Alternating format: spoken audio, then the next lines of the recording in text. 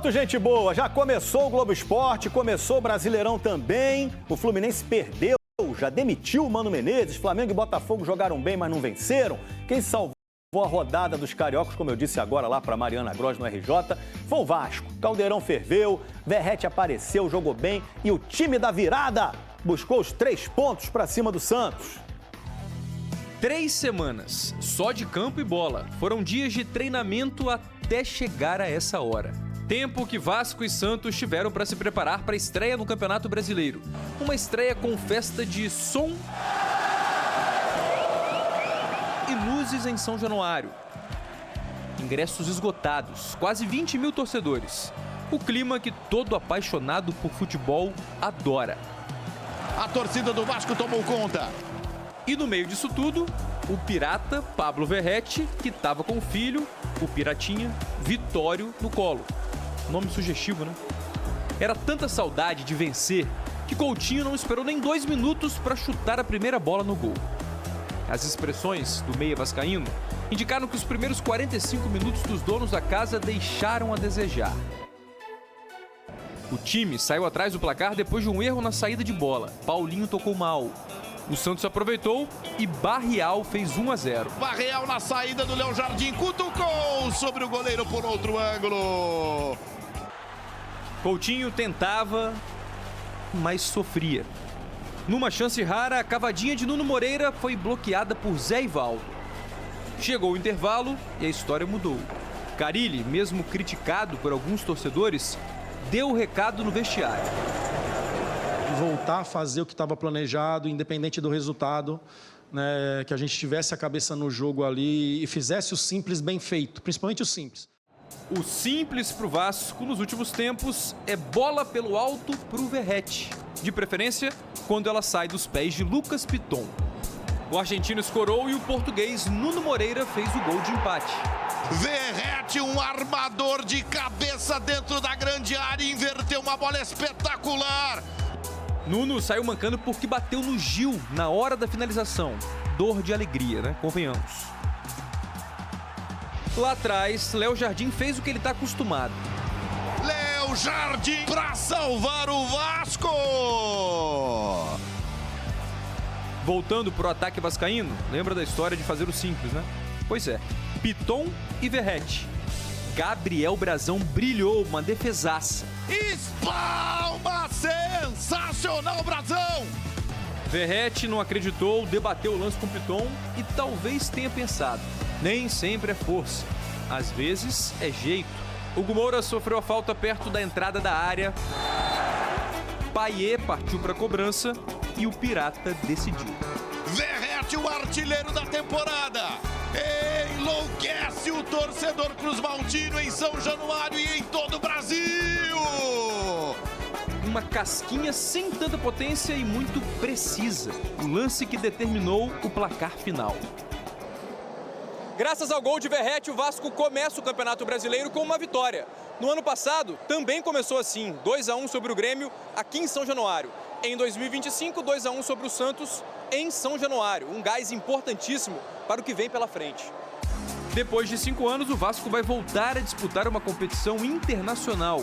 Quarta é dia de estreia contra o Melgar do Peru na Sul-Americana. Sobretudo é a confiança que traz para a equipa esta vitória para ir disputar os outros jogos que vamos ter, que é um calendário difícil, todos nós sabemos, mas trabalhar sobre vitórias é mais fácil. O Vasco tem um dono e o nome dele é Verratti.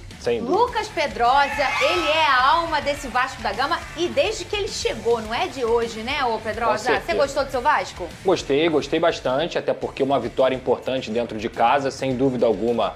Passa ano, entra ano, sai ano e o Verratti continua decidindo jogos pro Vasco da Gama, uma assistência e um gol. O primeiro tempo, na minha visão, ele foi muito ruim individualmente falando. Inclusive, já adianto aqui que discordo dos xingamentos ao Carille se foi por conta do jogo do Santos. Uma coisa é você analisar o trabalho e não gostar do trabalho. Agora, intervalo de jogo, se você for pegar o primeiro tempo da partida do Vasco da Gama, gente, o Vasco errou individualmente. Os atletas estavam em um dia muito ruim. 90% da equipe individualmente estava mal. Não foi por desorganização que o Vasco saiu perdendo no primeiro tempo. Tanto é que o gol do Santos sai de um erro que o Paulinho geralmente não comete. Ele entrega a bola no pé do Tiquinho, o Tiquinho é muito inteligente e enfia pro Barreal, e o Barreal consegue cavar e foi 1-0 o Santos. Mas o Vasco também perdeu gols ainda na primeira etapa, principalmente com o Nuno Moreira, e que garoto espetacular o que ele vem jogando com a camisa do Vasco da Gama. E no segundo tempo, essa equipe que eu sempre reclamava aqui sobre tomar gol e desmoronar, a força mental do grupo que não acontecia, a falta de banco de reservas que não tinha e que agora tem, foi tudo ao contrário. O Vasco veio pro segundo tempo, conseguiu perder uma chance logo no início com o Hugo Moura dá a chapada depois do passe do Nuno e ele perde o gol. 2 minutos depois, jogada ensaiada, na direita, triangulação, com um momento que o Vasco rouba a bola, depois o Hugo Moura lança pro Piton e o Piton volta muito bem também pro segundo tempo. O Vasco depende muito dessa qualidade dele no terço final. O Vasco consegue lá, o Verratti escora, Nuno Moreira, gol. Depois o Verratti ainda tem uma defesa absurda do Brasão, porque aquela defesa ali é um esculacho. Goleiraço do Santos conseguiu fazer a defesa do Verratti e depois, aí que eu falei, o banco aparece. O Vasco, há muito tempo, não tinha jogadores como Adson, Tietê, Payet, Jair no banco. Esses caras entraram no time do Vasco. E isso, obviamente, muda a cara do time. Né? A intensidade da equipe, a forma como o Vasco conseguiu se recuperar dentro do jogo. E aí o Payet, que está devendo muito nessa temporada, em 2025, consegue cobrar uma falta na cabeça do Verratti e ele decide novamente pro Vasco da Gama. Aspecto importante também, final do jogo, o Santos não ficou próximo de fazer o segundo gol, porque o Vasco furou a bola na linguagem do futebol. Conseguiu ser experiente, conseguiu fazer a catimba, conseguiu segurar a bola lá na frente com os jogadores que tem também. Então, pra mim, uma grande virada em São Januário, iluminação muito boa também, torcida fez um show muito bonito e o Vasco da Gama inicia muito bem essa temporada no Campeonato Brasileiro. Virou zona, Venê. Vem cá, por favor, vê se pode. Olha como é que o homem veio trabalhar, Venê Casagrande. Boa tarde. Vem cá, não é possível. Quando eu cheguei errado, fui à redação, falei, pô, que cheiro de guardado aqui, cara. Nada de guardado. Cheiro de guardado, sabe aquela camisa que tá há muito tempo sem usar? Aí quando eu olho, é isso. Aí eu falei, tá explicado. Pergunta o que aconteceu. O que aconteceu com a seleção do Flamengo no Maracanã? O que aconteceu? Peraí. Nosso Oliver que isso? Vocês acham que o Flamengo jogou mal? Não ganhou. Não ganhou. Mas simplesmente protagonizou 3 pontos na tabela pro o melhor jogo da rodada. Flamengo Internacional. Tudo bem. Sem sombra de dúvida. Um ponto pro Flamengo, um ponto pro Internacional. Pro Vasco, 3. Esse Oliver que não é o do João Kleber, não, gente. Não. É outro Oliver, esse é o do Vascão. Bom trabalho, olha o crachá. Não é possível. Olha lá a foto do crachá dele, foca aqui.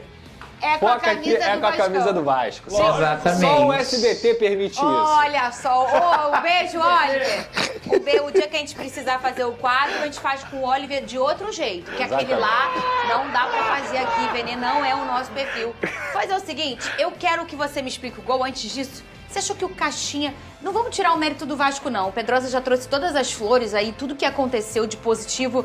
Você acha que o Caixinha errou, Venê Casagrande? Não, o treinador do Santos? Não tem como tirar o mérito do Vasco da Gama. O Vasco venceu por méritos próprios, mas óbvio que teve a facilidade, porque o Pedro Caixinha, até comentei isso aqui no off, eu acho que o Pedro Caixinha não soube estudar o adversário, no caso o Vasco da Gama. Por quê, Venê? Porque a principal jogada do Vasco da Gama, nós todos sabemos aqui qual é. Lucas Piton e Verratti na cabeça. E a todo momento, Piton livre e o Verratti também livre na área. A gente pôde ver o Verratti tendo várias oportunidades de cabeça. Então, assim, todo mundo sabe que o Verratti hoje no futebol brasileiro é o melhor cabeceador. O cara sabe muito. E o que você faz para tentar anular isso? O Caixinha não fez nada. E aí correu o risco de perder o jogo e acabou perdendo, tomando a virada. Pedrosa, vai lá no telão e explica pra gente como é que foi esse gol do Vasco da Gama. Olha ele aí. Explica aí taticamente o que aconteceu aí, Pedrosa. É porque antes acontece a roubada de bola que a gente acabou não colocando. Mas pode voltar um pouquinho. Quem perde essa bola aqui, pode parar. O Paulo Henrique, que fez um segundo tempo esplendoroso. O primeiro tempo dele foi ruim, mas o segundo tempo dele foi absurdo. Ele rouba a bola do Guilherme na saída de bola. Isso tem a ver com o quê? Gatilho de pressão. Ele faz o gatilho de pressão naquele momento e com esse gatilho de pressão ele rouba a bola. E o Vasco começa a triangular. O Hugo Moura encosta no Paulinho. O Paulinho também fez um primeiro tempo muito ruim e depois no segundo tempo ele evoluiu um pouquinho. E aí ele encosta no Paulinho, pode soltar. Triangulação. Por quê? Porque você atrai a marcação do Santos. Tem 4, 5 jogadores ali. E o Hugo, com essa virada de bola, ele deixa o Lucas Piton sozinho. E aí pode parar, pode voltar um pouquinho ali. Deixa o lançamento, para no Piton. Pode parar. Isso aqui, gente, não é qualquer lateral que faz. Não. A qualidade dele de dominar, já enxergando a área, é uma qualidade que poucos laterais têm no futebol brasileiro. E é por isso que ele é um dos melhores cruzadores, se não o melhor cruzador do futebol brasileiro. E o Lucas Piton ontem, pode soltar. Olha, cruza, pode parar. Volta um pouquinho. Teve muita gente achando que o Verratti finalizou essa bola. Ele não finalizou essa bola. Ele claramente enxerga o Nuno Moreira entrando na área e com a qualidade que ele tem na cabeça, ele consegue fazer o passe. Foi uma assistência, não foi por acaso. Ele consegue dar assistência e o Nuno Moreira, infiltrando, pode soltar, faz o gol do Vasco. Um ponto importante desse Nuno Moreira infiltrando é que os pontas hoje em dia, se eles não contribuírem para gols, o time fica muito dependente de um jogador só. E o Vasco não tinha isso. Tudo bem que o Nuno Moreira está jogando como meia, como um ponta, um construtor, digamos assim. Mas quando ele pisa na área e ele consegue acompanhar a jogada, mesmo não tendo participado dela, ele consegue fazer com que o Vasco faça esse primeiro gol e tenha empatado a partida contra o Santos. Então, o que eu quero destacar aqui é que teve gatilho de pressão, teve triangulação, virada de bola, assertividade no momento do cruzamento do Lucas Piton e o Verratti muito inteligente, deixando o Nuno Moreira, que é um ponta, entrando na área, acompanhando a jogada e fazendo o Vasco também conseguir empatar. Então, pra mim, foi um belo gol do Vasco nesse empate contra o Santos. Muito bem! Ontem ficamos frente a frente com dois grandes camisa 9. Do lado do Santos, o Tiquinho Soares, que não marcou um gol, mas deu um lindo passe, quebrando linhas. Do lado do Vasco, o Verratti, que fez um gol e deu um passe. E isso que o Pedrosa comentou aqui agora sobre os pontas ajudarem na hora de fazer gol é exatamente o que está acontecendo no Flamengo. Perfeito. Que os pontas não estão conseguindo converter as oportunidades. No caso do Vasco da Gama, o Pedrosa mencionou aí que eles conseguiram. Isso facilita e muito a vida do treinador. Bom, então assim, né, 2-1, a virada do Vasco da Gama foi justa, Jailson, porque foi um primeiro tempo onde o Caixinha gostou do que viu ali, como ele estava falando. A justiça é bola na rede, né? Mas o Santos jogou bem. O Santos jogou bem, só que a diferença é que o Vasco, por exemplo, conseguiu aproveitar justamente os erros do Santos. O Santos não. Vários contra-ataques, inclusive, para o Santos, no momento que o Santos estava com mais gente errando o passe bobo. Por exemplo, o Roleza teve 2 ou 3 oportunidades que ele acabou errando no contra-ataque, a defesa do Vasco conseguiu se safar. O Vasco, ao contrário, quando precisou, principalmente com o Verratti, né? Fazendo a diferença, mas o Santos foi muito bem no jogo. Isso daí eu concordo com o Caixinha. Jogando fora de casa, a primeira rodada do Campeonato Brasileiro, o JP Schermon eu achei bem, ofensivo, achei bem. O Barreal, que a gente também falava, confesso que eu até agora não entendi a saída dele, da forma que foi do Cruzeiro, mas o Barreal também foi bem ali, substituindo, querendo ou não, estava substituindo o Neymar, e ele bem por dentro, e aí foi o erro, né? O erro do Paulinho na saída, do Tiquinho bem demais. Leitura de jogo, Nossa, né? O Tiquinho, sério, o Tiquinho é muito inteligente, né? O Tiquinho não é só aquele centroavante, o trombador, o cara que vai ganhar a bola no alto. O Tiquinho consegue armar. Inclusive foi um ponto de virada no Botafogo do ano passado, quando o Tiquinho armava e o Júnior Santos que atacava o espaço. Então, assim, eu acho que o Vasco aproveitou melhor, né, as oportunidades que teve, porque o Santos teve a oportunidade de fazer o 2-0 e não fez. Eu acho também que a forma que o Carille sai para o intervalo... tem isso também. Com vaia, com tudo mais, tudo. Você tem 2 coisas que você pode fazer. Baixa a cabeça, chora, o famoso senta e chora, ou vai trabalhar. Arregaça as mangas e vai trabalhar. Com 15 minutos, 20 minutos no segundo tempo, ele faz mexidas, e acho que tinha que fazer mesmo, o que ajudaram a determinar o resultado. Eu acho que o Coutinho estava jogando bem, aparecendo bem. Um jogando bem abaixo do que é o Coutinho, né? Mas um jogando bem, percorrendo um espaço maior em campo. A gente via muito o Coutinho saindo da esquerda para a direita, para o centro, para achar espaço para bater. No jogo de ontem, ele baixava até para ajudar a organizar. Isso pode ser um diferencial com o passar do tempo. Nuno Moreira. Pode ser, exato, porque ele sabe que tem alguém ali ocupando um espaço que vai... Agora, eu queria... olha a jogada. Olha, isso aí tem uma jogada, gente.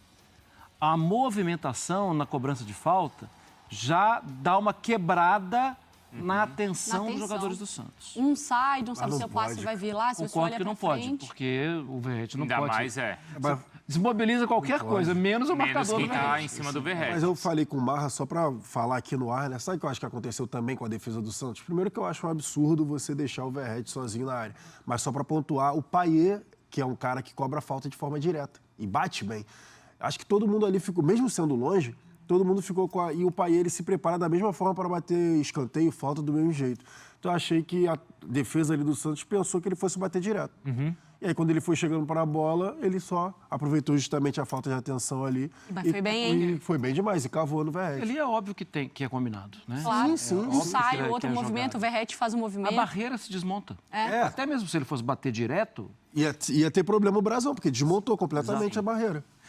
A gente tem os números do Verratti, então, em jogadas aéreas, né? Aqueles números que a gente mostrou, Mari. Vamos ver de novo. Vamos, porque eu vou pegar aqui um post para complementar o nosso debate. Pode lendo aí. Então, só mostrando, né, que, olha, nas principais ligas do mundo, então, né, comparando, então, as ligas de Holanda, Portugal, Argentina e também no Brasileirão. Além das 5 principais. Além das 5, isso. São as 5 maiores e juntando ainda Holanda, Portugal, Argentina e Brasileirão.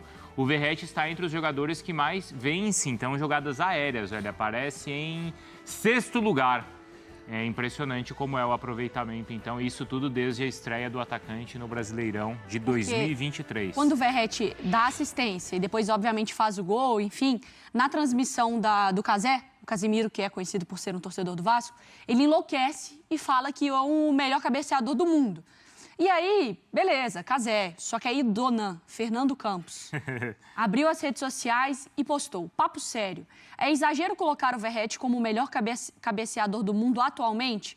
Do Brasil, ele já é disparado top 1. Tá aí a nossa motivação da tela. E assim, não é sacanagem. Aqui tem gente na internet que vem só pra brigar. Mas quando você pega os números do Verratti, ele tá à frente de grandes jogadores. Não sei se eu tenho bagagem pra falar ou conhecimento do mundo para falar se tem alguém cabeceando como alguns jogadores que eu não vejo tão frequentemente. Mas é impressionante, não é? Difícil você cravar como a melhor do mundo.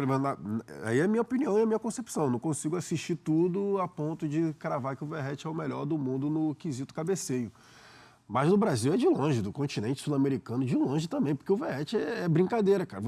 E o que mais me pega no Verratti, eu já falei isso aqui também, é simplesmente, ele não consegue cabecear, não é só a questão de cabecear sozinho.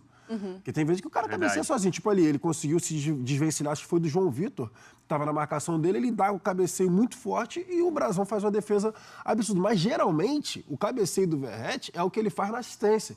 Quando o cara tá puxando torto, ele de qualquer jeito, todo torto, e ele consegue, de alguma forma, direcionar o cabeceio. Então, isso, para mim, é o fator mais absurdo do Verratti, porque é brincadeira, ele não perde no alto. Sim. E simplesmente, tudo bem. Por exemplo, tá? Vou dar um exemplo. Imagina o Verratti no Palmeiras. Sim, questão de bola cruzada. Questão de bola, exatamente. Tanto de bola cruzada na área, muitas vezes, que ninguém consegue aproveitar, imagina. Eu acho que tem um outro fator... Assim, concordo com tudo, tá? Só tem um outro fator que eu acho que aumenta o tamanho da qualidade do Verratti. O Vasco joga com linha mais baixa. Ele é um jogador de 36 anos. Ele é um jogador pesado. E ele consegue chegar. É verdade. Porque ele poderia chegar completamente torto. Eu vou chegar só para fazer um favor pros caras, porque não dá para chegar nessa bola e tal. Mas ele chega inteiro. Isso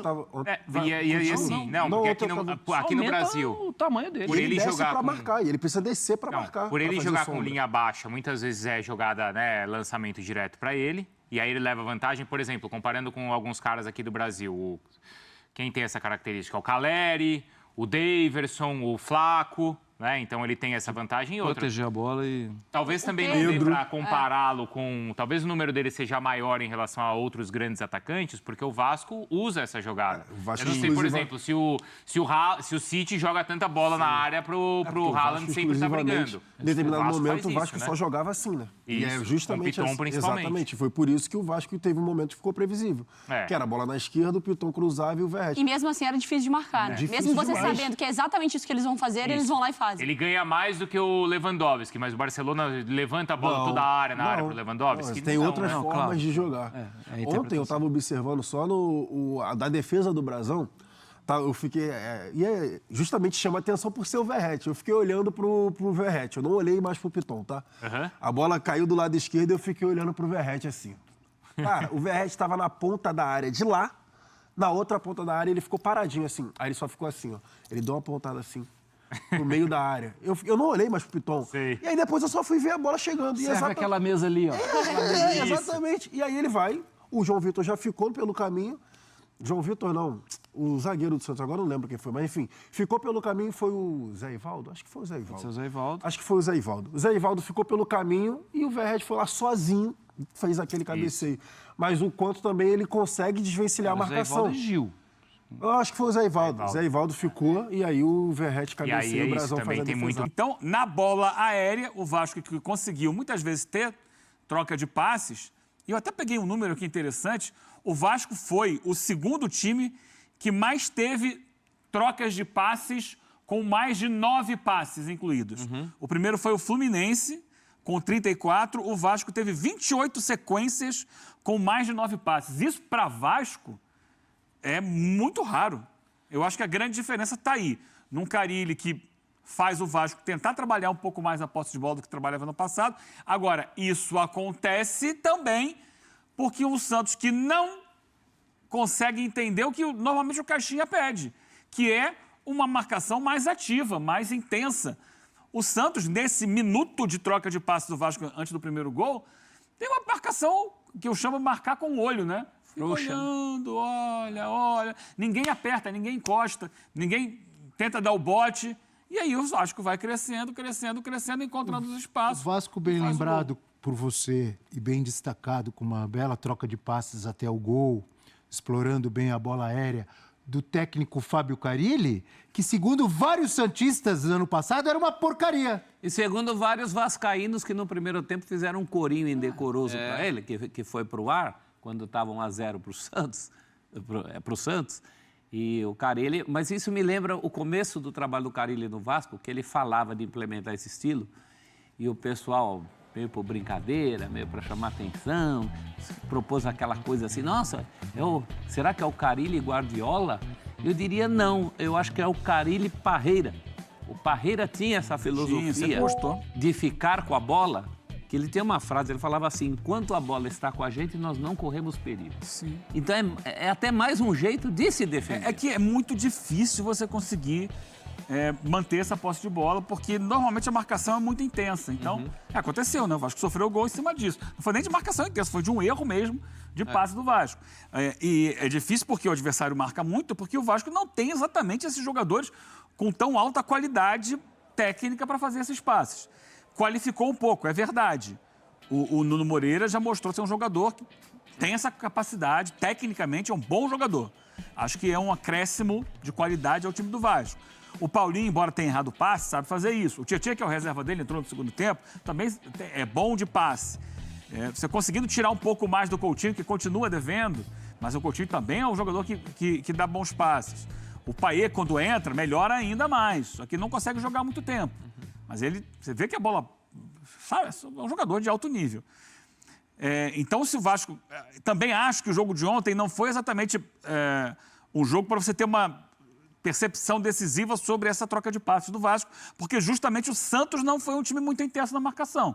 Então, quando pega o time que marca mais forte, talvez o Vasco não consiga ter essa posse. Mas já é um indicativo de que está trabalhando para conseguir fazer mais isso. E é fundamental você conseguir controlar a posse de bola para você ter um controle do jogo, você tirar a bola do adversário, mas você também ter maneiras de jogar, porque o Vasco, ano passado, muitas vezes era ligação direta do Léo Jardim para o Verratti.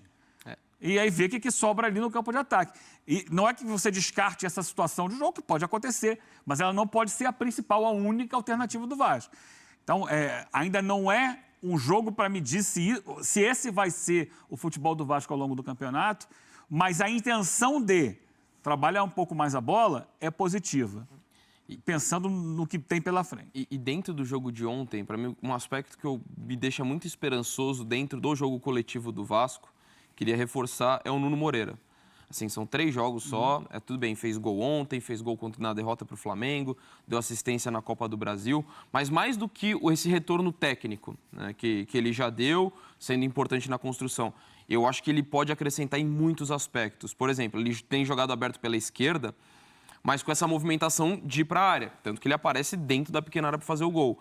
Isso pode ajudar a dar mais liberdade para o Piton. Tanto que ele dá o cruzamento com liberdade. E o Piton não teve, no ano passado, teve uma queda em relação ao outro ano, onde teve a melhor versão dele, combinando com o Verratti. Então, acho que ele pode ajudar o Piton a ter mais possibilidades no setor ofensivo.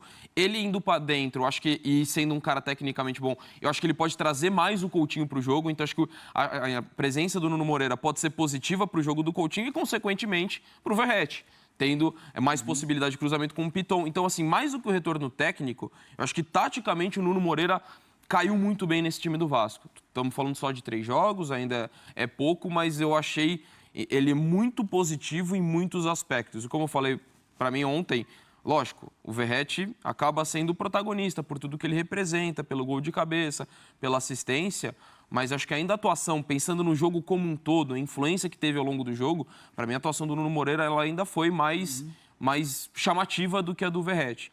E só para reforçar também no aspecto do erro do Santos no segundo gol, que é inaceitável, que seria em qualquer circunstância. O Verratti é o cara que no Brasileiro passado ele finalizou 68 vezes de cabeça. Quem mais se aproximou teve 29.